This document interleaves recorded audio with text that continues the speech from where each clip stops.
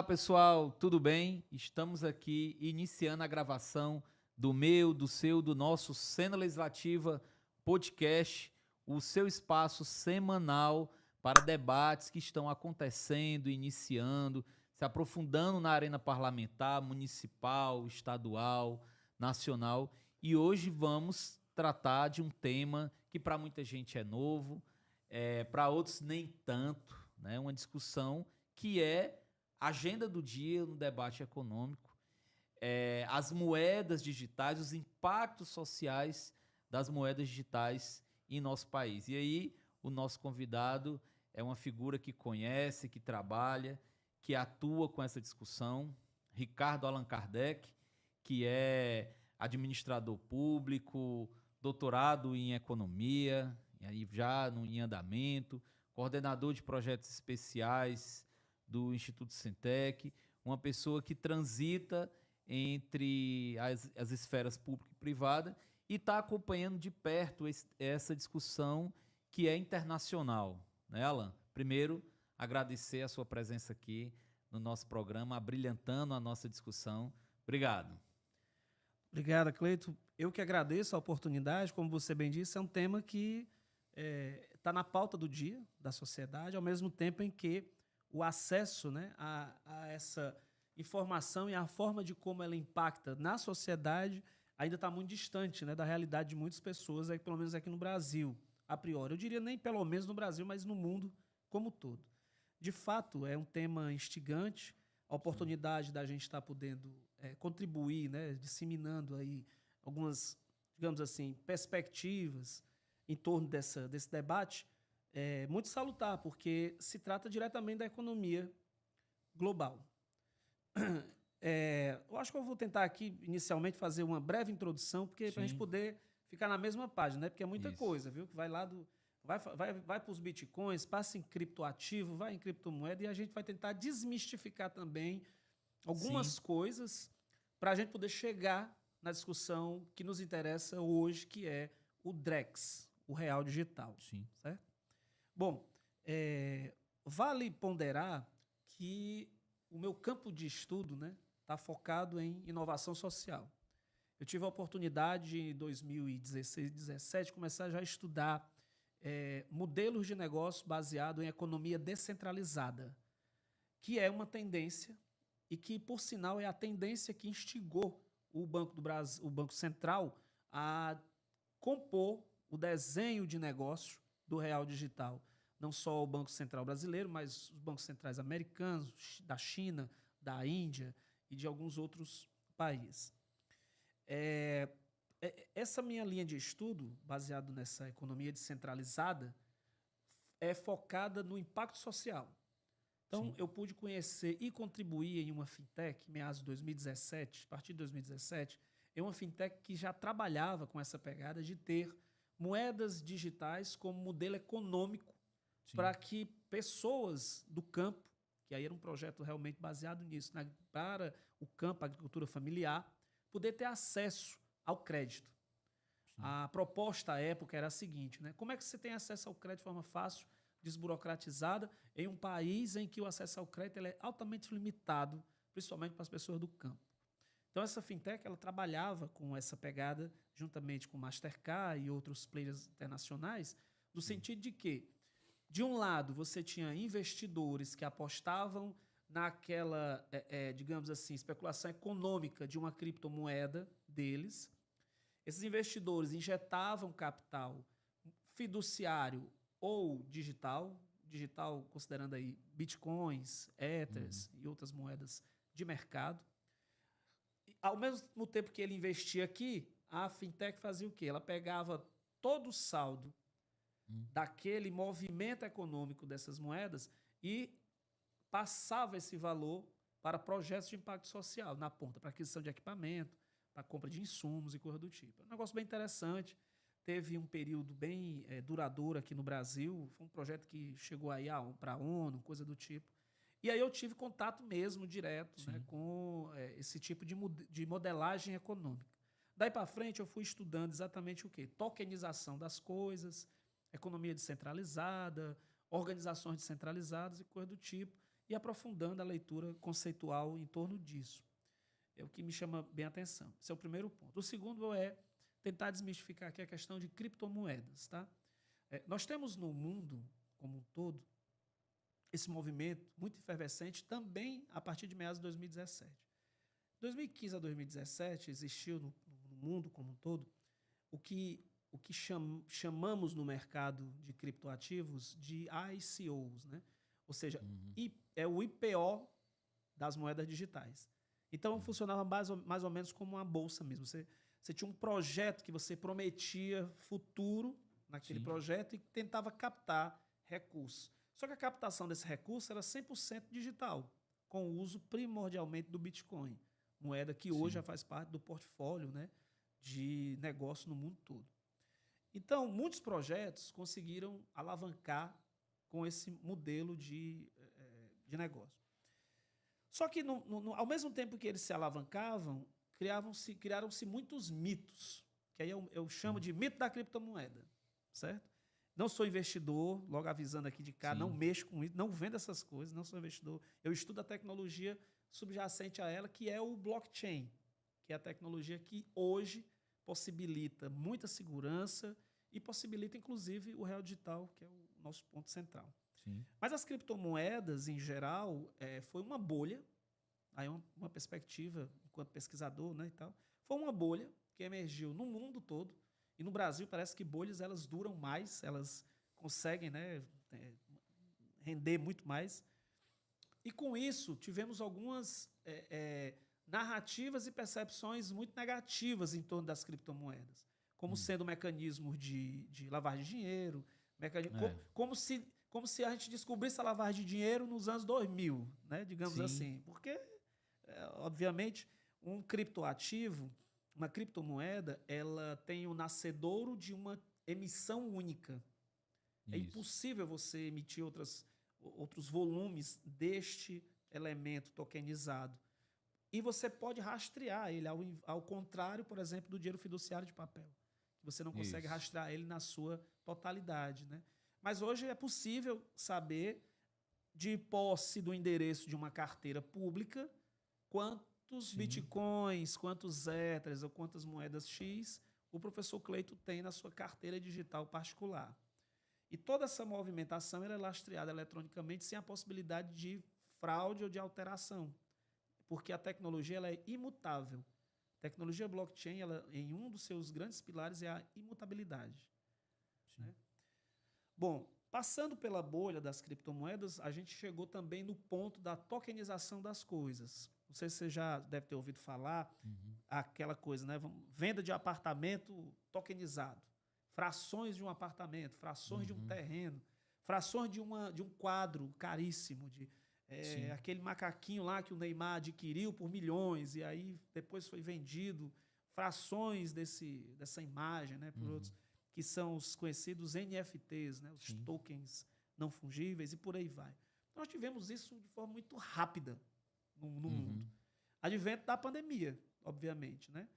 Eu sempre tenho dito que nós tivemos que acelerar, em média, nós tivemos que trazer 10 anos de tecnologia para aquele momento. Porque era uma tecnologia que já estava em desenvolvimento e teve que ser apressada para dar conta da urgência global. Né? Tanto que, da noite para o dia, nós tivemos aí um boom absurdo, né, de aplicativos, de soluções econômicas e tal. Né? Com tudo isso, uma coisa foi bem interessante, assim, por exemplo, a gente antes da pandemia não se pensava que a Dona Maria, o seu Antônio ali da feirinha e tal, pudesse ter um meio de pagamento como qualquer outro comércio, com cartão de crédito e tal. O advento do Pix, né, da conta caixa, aquela conta digital que saiu realmente para a questão do auxílio do benefício aqui para o Brasil, fez com que, da noite para o dia, esses brasileiros que estavam à margem da economia pudessem ser inseridos. Note que o Pix, o que é que ele traz de novo? Não é a facilidade da transação, é a inclusão. Porque tinha uma massa que, com milhões rodando no mercado, fora do mercado, e que se agregou ao sistema econômico. Desburocratizado por exemplo, o pipoqueiro não estava aqui dentro, o cara do picolé não estava aqui dentro, o cara que vende o armarinho dele lá não está aqui dentro, o cara da tapioca não estava, e agora eles estão. Eles estão inseridos no sistema. Né? Então, esse é um ponto importante que muitas vezes passa até despercebido, essa questão da inclusão. Se isso é bom ou ruim, aí é um outro debate. Mas aí, até a gente chegar, né, no ponto que interessa, que é o real digital. Então, com isto, essas mesmas pessoas tiveram também acesso a aplicativos e a soluções econômicas no celular, de forma muito rápida. Claro que nós temos que considerar que esse movimento também escancarou o abismo na educação, falta de acesso real à internet, falta de tecnologia, de equipamentos para que a garotada pudesse estar sendo inserida também nesse movimento aí de ensino à distância de forma muito mais, digamos assim, rápida e prática. Então, nós também abrimos aí, né, nós mostramos para o mundo que, de fato, nós não estávamos preparados, de fato, para esse movimento. Estamos correndo atrás do prejuízo, inclusive, né? Por entender que, naquele momento, a gente não tinha conseguido resolver esse problema. Mas, Alan, você falou agora de preparado, te fazer uma pergunta. A partir do que a gente acompanha no Congresso Nacional, você acha que o Congresso Nacional brasileiro ele está acompanhando esse movimento? Porque, às vezes, a gente assiste alguns debates, por exemplo, na Comissão de Assuntos Econômicos, a gente fica até com vergonha, né? Assim, porque há um distanciamento da realidade de muitos deputados e senadores desse contexto que você acabou de desenhar. Parece que a gente está correndo assim em outra raia, né? Está correndo na rua, outra raia, e isso é muito, a meu ver, muito perigoso, porque a partir do momento que hoje, por exemplo, o Congresso Nacional ele se debruça sobre o quê? Pautas de costumes morais. Hoje, o grande tema desse momento, se a gente pegar as redes sociais, a pauta do Congresso Nacional está toda centrada naquela discussão da PEC, do aborto, e aí acaba que deixando de lado, ou de uma forma muito marginalizada, ou residual, uma discussão como essa. Parece muito mais um mundo de técnicos, parece que é uma realidade de técnicos, o legislativo não entra, aqueles parlamentares que, digamos, teriam um pouco mais para contribuir, talvez também não se apropriem desse debate de uma forma mais concreta. Como é que você vê isso? Como é que você vê o nosso legislativo nessa discussão das moedas digitais, desse movimento? A gente tem maturidade hoje no Congresso para estar fazendo realmente uma discussão séria, democrática e de fato real, né? sem fantasiar, sem, como você disse agora, da questão das bolhas, das criptomoedas, sem entrar em especulação em bolsas, né? Como é que você vê isso? É uma pena. Essa é a nossa realidade. O povo brasileiro ele tem no seu sangue a capacidade de sobrevivência. Porque é o povo brasileiro com essa capacidade que cria os modelos de sobrevivência e mecanismos econômicos locais. Porque se não fosse isso, né, é uma pena porque, de fato, se fôssemos depender unicamente do movimento das casas legislativas em geral, eu acho que a gente ainda estaria aqui falando baseado nos anos 80. Não que os anos 80 não tivesse sido um ano importante de transições, né, para o mundo e principalmente aqui no Brasil. Mas, Cleiton, é assim, quem puxou a pauta para a questão, né, dos modelos de PIX, dos modelos digitais, até chegar na moeda digital do Banco Central, que é o Banco Real, que é o Real Digital, foi o Banco Central. Certo? Sim. Realmente é um debate muito incipiente na Câmara, é um debate muito incipiente nas casas em geral. As assessorias, elas hoje estão mais preocupadas em trazer pautas lacradoras, que, na verdade, para mim, são cortinas de fumaça do real problema que nós temos no Brasil, que se chama economia, que impacta diretamente a educação, saúde, por aí vai. Sim. Então, o que acontece? De fato, nós temos aí tecnocratas, técnicos, preocupados em viabilizar esse desenho econômico, mas ele não entra no debate da sociedade, ele não consegue se inserir. De fato, nós estamos discutindo pautas de costume, mas nós não estamos discutindo o que nós estamos precisando da reforma tributária. Nós estamos precisando resolver problemas com relação a repasse na educação. Nós estamos precisando resolver problemas de patentes e repasse para a saúde. Então, tipo, entende? É como se só falta agora, né, a Câmara fazer o quê? Nome de rua, que é o papel da Câmara Municipal, né, dar um nome a uma rua. Não estou dizendo que isso seja desmerecedor, mas faz parte do rito da casa. Sim. Só que o nosso problema é maior do que isso. Nosso problema é muito maior, né? E vou lhe dizer mais. Nós estamos aqui nesse momento discutindo isso, mas daqui a pouco nós vamos estar com o nosso saldo totalmente contabilizado de forma digital. E aí entra numa questão que sequer está sendo discutida, que se chama o controle econômico disso. Você já parou para pensar que quando esse dinheiro, agora, próximo ano, tá? Quando nós estivermos usando a plataforma Drex, o Real Digital, você já parou para pensar que o Banco Central o Estado passa a ter um controle mais do que absoluto da economia individual? Ou seja, você já parou para pensar que você pode chegar a níveis de controle onde você, sendo um bom ou mau pagador, como costumamos dizer no dia a dia, ele possa estar tolhendo você a estar utilizando o seu dinheiro ou o seu crédito? Porque é tudo digital. Como é que tu vai tirar esse negócio? Verdade. Sabe? Assim, Sim. Eu comecei a ficar pensando nisso, não como um pensamento de teoria da conspiração, mas porque de fato é isso. Real, né? É real. Hoje já tem uma geração que não tem mais o fiduciário de papel. Pô. Não tem. Acho, inclusive, estranho.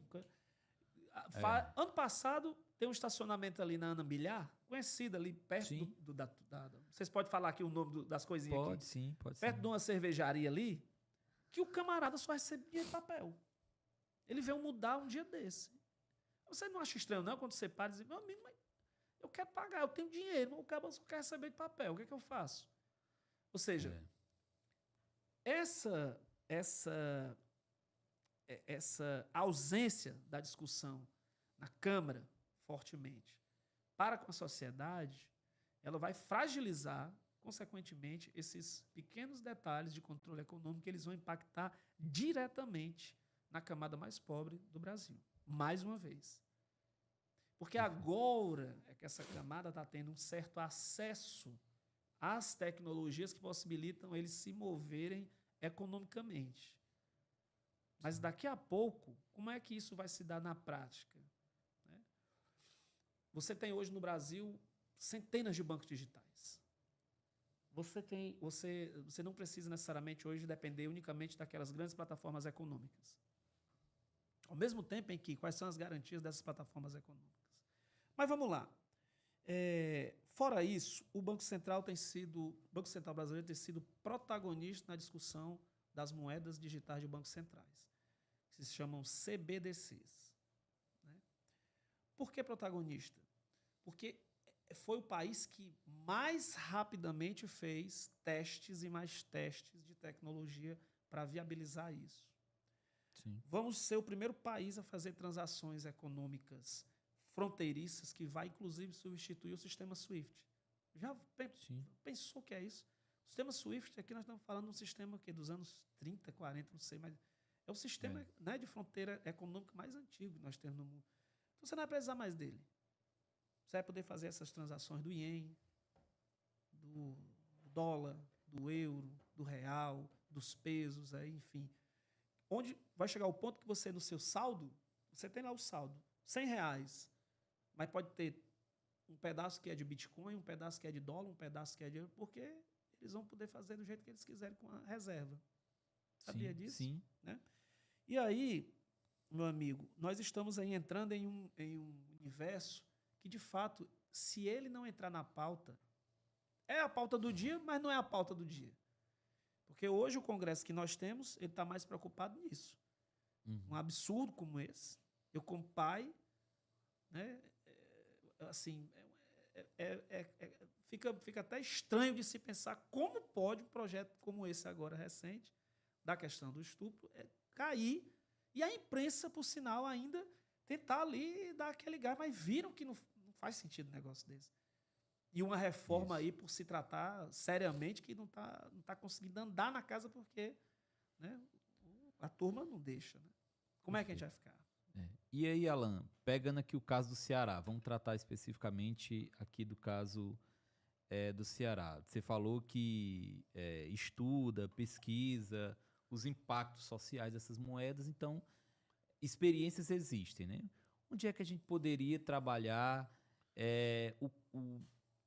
a gente tem verdadeiros bolsões de miséria no Ceará, em diferentes regiões, particularmente nos sertões, regiões que são reconhecidas por terem uma renda per capita muito baixa, índices econômicos assim ainda muito aquém.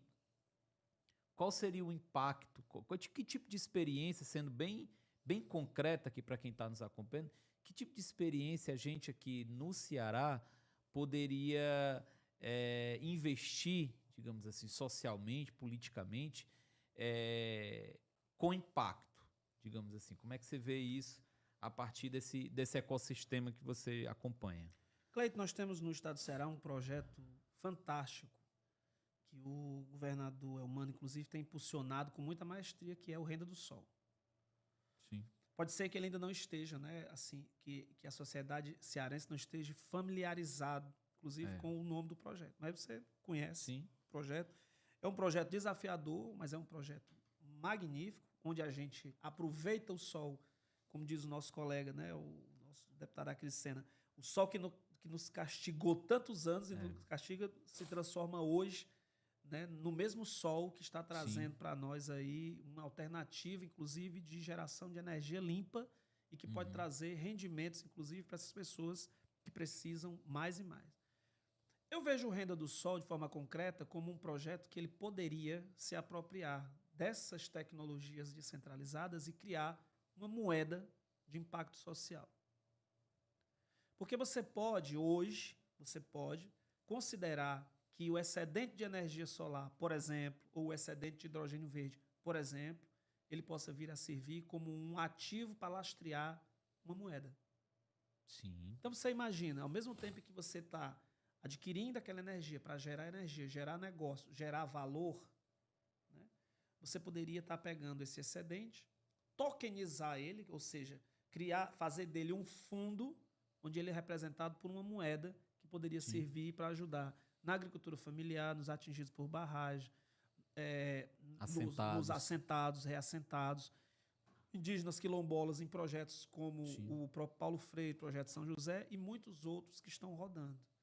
Então, assim, na verdade, existem teses que poderiam ser aplicadas concretamente com isso. Então, você teria um cartão de um programa chamado Renda do Sol, que esse cartão teria um saldo do excedente de energias limpas que o estado do Ceará pudesse negociar. Sim. Porque tudo isso vira valor, vira riqueza.